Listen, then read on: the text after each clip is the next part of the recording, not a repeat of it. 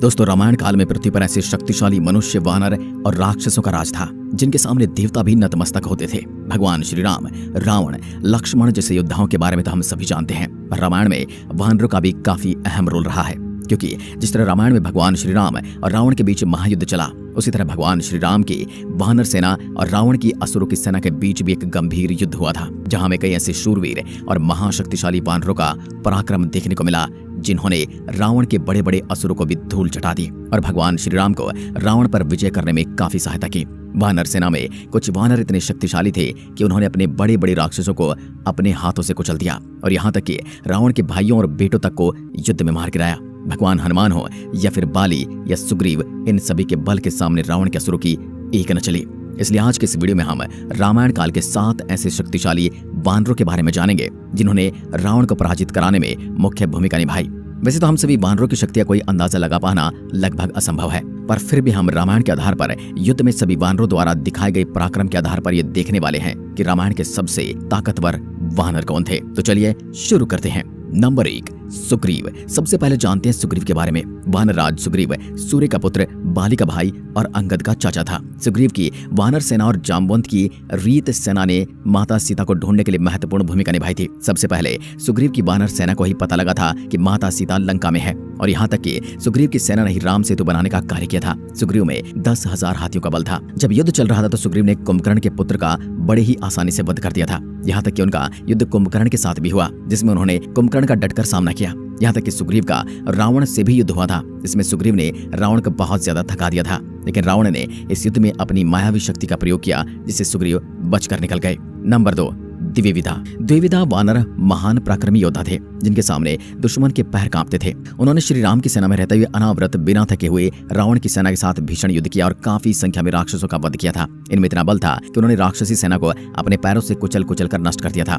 उनके इस अथक परिश्रम और युद्ध कौशल को देख श्री राम ने उन्हें दीर्घायु होकर द्वापर युग तक की आयु प्रदान की, लेकिन कृष्ण अवतार के दौरान उन्होंने राजा पौंड्रक के अधीन रहते हुए प्राणी को बहुत कष्ट देना शुरू कर दिया था।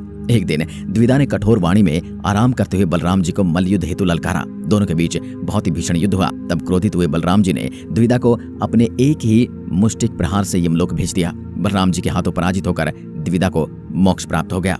नंबर 3 और 4, नल और नील। नल और नील विश्वकर्मा के पुत्र थे जो वानर प्रजाति से थे। वो किष्किंधा की सेना के सेनापति थे जिन्होंने भगवान श्री राम की माता सीता की खोज में रावण को युद्ध में परास्त करने में सहायता की थी। नल और नील बचपन में बहुत ही ज्यादा चंचल थे। इसी चंचलता के कारण उन्हें बचपन में ऋषि और मुनियों को बहुत ज्यादा तंग किया था। इसी चंचलता के कारण एक दिन एक ऋषि ने उन्हें श्राप दे दिया कि जिनके द्वारा जल में फेंकी हुई कोई भी वस्तु डूबने के बजाय उस पर तैरने लगेगी। लेकिन उनका यह श्राप उनके लिए वरदान बन गया, क्योंकि उन्हीं की वजह से राम सेतु का निर्माण हुआ था। नल और नील में इतना ज्यादा बल था कि बड़ी बड़ी चट्टानों को ऐसे उठाते थे। रावण के विरुद्ध युद्ध में नल और नील रावण की सेना पर बड़ी बड़ी चट्टानों से हमला करके उन्हें धूल चटा रहे थे। नंबर 5, अंगद। अंगद सुग्रीव के भाई बाली का पुत्र था। अंगद भी हनुमान जी की तरह पराक्रमी और बुद्धिमान था। राम की सेना में अंगद ने बहुत पराक्रम दिखाया था। माता सीता की खोज में वानरी सेना का नेतृत्व युवराज अंगद ने ही किया था। एक बार रावण ने भरी सभा में अंगद का अपमान किया तो अंगद ने भरी सभा में रावण को चुनौती दे दी, अगर हिम्मत है तो मेरा पैर भी हिलाकर दिखा दो। राज्यसभा में कोई ऐसा बलिष्ठ नहीं था जो उनके पद को एक क्षण पर भी अपनी स्थिति से दूर कर सके। यहाँ तक कि जब उनका पैर किसी से नहीं हिला तो रावण खुद उनका पैर उठाने चला। तब अंगद ने रावण को कहा कि रावण, तुम्हें मेरे चरण स्पर्श करना निरर्थक है। यदि तुम राम के चरणों को स्पर्श करो तो तुम्हारा कल्याण हो सकता है। इसके अलावा अंगद ने युद्ध में अद्भुत साहस दिखाया। उन्होंने रावण के पुत्र नरांतक और रावण की सेना के प्रमुख योद्धा महापार्श्व का वध किया। नंबर 6, बाली। बाली के धर्मपिता देवराज इंद्र हैं। अंगद बाली का ही पुत्र था। बाली गदा और मल्ल युद्ध में पारंगत था। उसमें उड़ने की शक्ति भी थी। धरती पर उसे सबसे शक्तिशाली माना जाता था। हालांकि उसमें दूसरे कई दुर्गुण भी थे, जिसके चलते उसको दुख झेलना पड़ा। बाली की ताकत की मिसाल देते हुए ये भी कहा जाता है कि उसने राक्षस वंश के सबसे ताकतवर राक्षसों में से एक दुंदुभी का वध किया था, जिसमें 10,000 हाथियों की शक्ति थी। इसके साथ उसका कई महीनों तक युद्ध हुआ था और अंत में बाली इस युद्ध में विजयी हुआ। जिसके बाद बाली ने उस राक्षस के मृत शरीर को करीब 1 योजन दूर फेंक दिया था। रावण के अनुसार बाली को उसका धर्मपिता इंद्र से एक स्वर्ण हार प्राप्त था। इस हार की शक्ति बहुत ही ज्यादा थी। इसी हार के दम पर बाली बिना डरे किसी भी राक्षस या फिर देवता से भी भिड़ जाता था। उस हार को ब्रह्मा ने मंत्रित करके यह वरदान दिया था कि इसको पहनकर बाली जब भी रणभूमि में अपने शत्रु का सामना करेगा तो उसके दुश्मन की आधी शक्ति क्षीण हो जाएगी और यह सारी शक्तियां बाली को प्राप्त हो जाएंगी। इसी हार के कारण बाली अजय था।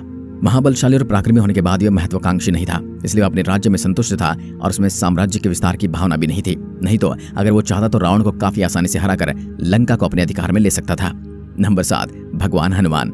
हनुमान जी भगवान शिव जी के सभी अवतारों में सबसे बलवान और बुद्धिमान माने जाते हैं। रामायण के अनुसार श्री राम के अत्यधिक प्रिय हैं। हनुमान जी का अवतार भगवान राम की सहायता के लिए ही हुआ था। इसलिए भगवान राम की लंका विजय में परम भक्त हनुमान जी का सबसे अहम योगदान रहा, चाहे वह माँ सीता की खोज करना हो या लक्ष्मण जी की मूर्छा से उन्हें मुक्त कराने के लिए संजीवनी बूटी लाना। हनुमान जी हमेशा संकट मोचन बने। ऐसे में जब राम जी माँ सीता और भाई लक्ष्मण के साथ अयोध्या लौटे तो राज्याभिषेक के बाद सभी लोगों को रत्न उपहार बांटे गए। इसी दौरान माँ सीता ने उन्हें 8 सिद्धि 9 निधियों से नवाजा, जिसके जरिए वह सृष्टि का हर काम करने में सक्षम हो गए। रामायण के अनुसार हनुमान जी ने अति बलशाली रावण को भी थप्पड़ मारा था और इसके अलावा हनुमान जी ने धूम्राक्ष, अकंपन, देवांतक, त्रिशिरा, निकुंज जैसे पराक्रमी राक्षसों का वध किया था। रामायण के अनुसार जब विभीषण श्री राम की शरण में पहुंचे तब जामवंत आदि वीर ने श्री राम को उन पर भरोसा नहीं करने को कहा, परंतु उस समय हनुमान जी ने ही विभीषण का समर्थन किया था। और जैसे कि आप सभी जानते हैं, अंत में विभीषण की सहायता से ही भगवान श्री राम ने रावण का वध किया था। तो ये थे रामायण के मुख्य भूमिका निभाने वाले वानर, जिनके बिना शायद युद्ध में रावण को परास्त करना संभव नहीं था या इतना आसान नहीं था। इसलिए जब भी रामायण का जिक्र होता है तो इन सभी वानरों को याद किया जाता है। आज के लिए बस इतना ही। धन्यवाद।